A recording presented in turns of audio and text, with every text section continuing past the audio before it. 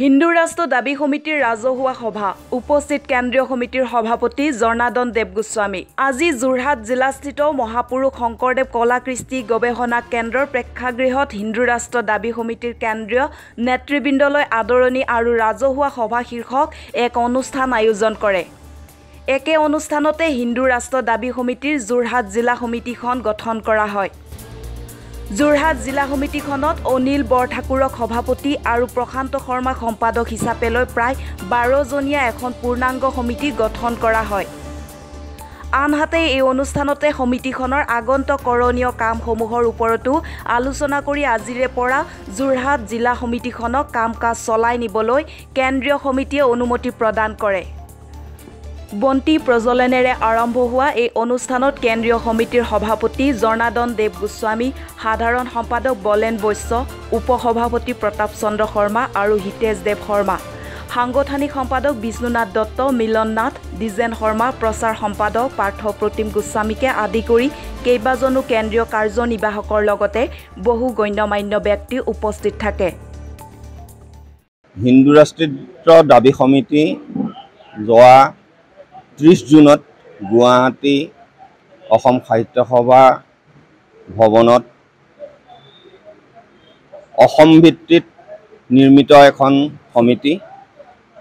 আচলতে সমিতি বুলি ক'লে আচলতে অকণমান কম হেৰি কৰা যায়। ই এটা আন্তঃৰাষ্ট্ৰীয় পৰ্যায়ৰ এটা সংগঠন, যাৰ জৰিয়তে আমি হিন্দুত্ব সত্তাক অৰ্থাৎ সনাতন সত্তাক জাগৰণ কৰিব বিচাৰিছোঁ।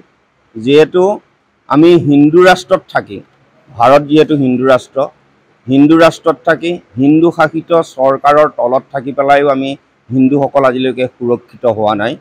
সেয়ে আমি হিন্দু ৰাষ্ট্ৰৰ দাবী সমিতি ৰূপেৰে আমি আন্তঃৰাষ্ট্ৰীয় প্ৰেক্ষাপটত এক অনুষ্ঠান গঢ় দিয়া হৈছে। আমি আজি যোৰহাট জিলাত যেনেকৈ নৱনিৰ্মিত সমিতিৰ লগত আমি দিনজোৰা কাৰ্যসূচীয়ে ভাৱ বিনিময় কৰিলোঁ, ঠিক তেনেকৈ অসমৰ বিভিন্ন জিলাত ইতিমধ্যে বহুকেইখন আমাৰ সমিতি নিৰ্মাণ হৈছে আৰু অদূৰ ভৱিষ্যতে এই হিন্দু ৰাষ্ট্ৰ দাবী সমিতিৰ জৰিয়তে হিন্দু ৰাষ্ট্ৰ অৰ্থাৎ ভাৰতখন সম্পূৰ্ণৰূপে হিন্দু ৰাষ্ট্ৰ হ'ব লাগিব আৰু প্ৰয়োজনলৈ ইয়াৰ সংবিধান সংশোধন কৰি হ'লেও আমি হিন্দু ৰাষ্ট্ৰক নিৰ্মাণ কৰিব লাগিব, নহ'লে নতুন প্ৰজন্মই আমাক কালিলৈ গালি পাৰিব। যিহেতু আমি অসমতেই আচলতে ভগনীয়া হোৱাৰ গতে আমাৰ ডক্টৰ ভূপেন হাজৰিকাই কৈ গৈছে যে অসমতে অসমীয়া ভগনীয়া হ'ব। ঠিক তেনেকৈ আমি হিন্দুসকল ভাৰততে আমি ভগনীয়া হ'ম, কালিলৈ কাৰোবাৰ আমি আচলতে গোলামী খাটিব লাগিব। আৰু সেইকাৰণে আমি যাতে তেনেকুৱা সময়ৰ আগজননী পায়ো যদি আমি হাত সাৱটি বহি থাকোঁ, তেতিয়াহ'লে আমাক উঠি অহা নতুন প্ৰজন্মই খুব গালি পাৰিব। আৰু বিশেষকৈ আমাৰ সনাতন শক্তি, যাক আমি ইষ্টদেৱ বুলি কওঁ, ইষ্টদেৱৰো আমি ৰোষত পৰিম। গতিকে আমাৰ ইষ্টদেৱ আজিৰ নহয়, যেনেকৈ মুছলমান ধৰ্ম কোনে প্ৰচাৰ কৰিছিলে বুলি ক'লে মহম্মদৰ কথা কয়, খ্ৰীষ্টান ধৰ্ম কোনে প্ৰচাৰ কৰিছিলে বুলি ক'লে যীশুৰ কথা কয়, ঠিক তেনেকৈ যদি সনাতন ধৰ্ম কোনে প্ৰচাৰ কৰিছিলে বুলি কয়, তেতিয়াহ'লে একেমুখে কোনেও উত্তৰ দিব নোৱাৰে। যিহেতু সৃষ্টিৰ পাতনিত ব্ৰহ্মাদেৱৰ পৰাই প্ৰথম সনাতন ধৰ্ম আজি পৰ্যন্ত ব্যাপ্ত হৈ আহিছে। ব্ৰহ্মাদেৱৰ পিছতেই বিৱস্বান সূৰ্য, বিৱস্বানৰ পিছতেই মনু, ইক্ষাকু আৰু মনুৱে এই ধৰ্ম গ্ৰহণ কৰিছিল। আৰু ইয়াক ম্লান হোৱাৰ সময়ত কৃষ্ণদেৱে নিজেই কৃষ্ণৰূপে আৱিৰ্ভাৱ হৈ ধৰ্মক্ষেত্ৰ কুৰুক্ষেত্ৰত গীতাৰ মাধ্যমেদি সনাতন ধৰ্ম পুনৰ প্ৰতিষ্ঠা কৰি গৈছিল। আৰু সেয়েহে আমি এই সনাতন সংস্কৃতিক হেৰাই যাবলৈ নিদিয়াকৈ আমাৰ সনাতন ধৰ্মৰ ধ্বজা উৰুৱাই যাবৰ কাৰণে আজি পুনৰ আমি যোৰহাটৰ মাজমজিয়াত আমি সমবেত হৈছোঁ। আজি আমাৰ বহুদিনীয়া অপেক্ষাৰ পাছত আৰু আমাৰ কেন্দ্ৰীয় সমিতিৰ অনুৰোধত আমি যোৰহাট জিলাত এখন পূৰ্ণাংগ কমিটি গঠন কৰিছোঁ। এই কমিটিত মই অনিল বৰঠাকুৰে সভাপতিৰ দায়িত্বত ল'বলগীয়া হৈছে আৰু সম্পাদক আমাৰ প্ৰশান্ত শৰ্মা।